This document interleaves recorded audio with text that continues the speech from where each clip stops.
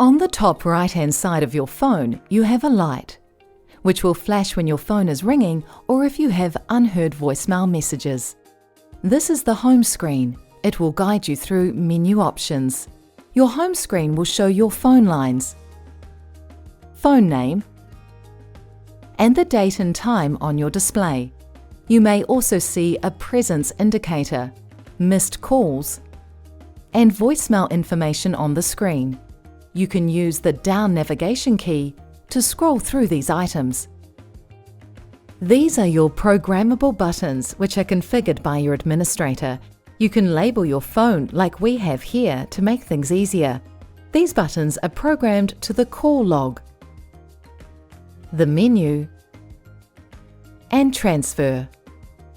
This is the navigation key.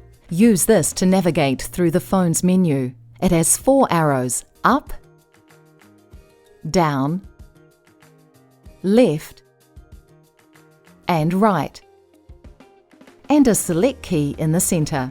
The settings key provides options to customize your phone. On the top and bottom of the dial pad, we have our functions keys.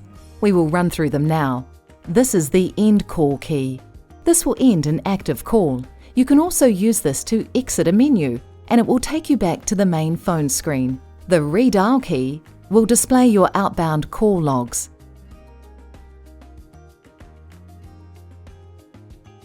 We use the hold key to place a connected call on hold. Your line 1 key is used to take a call off hold. Pressing the mute key mutes any noise from your phone.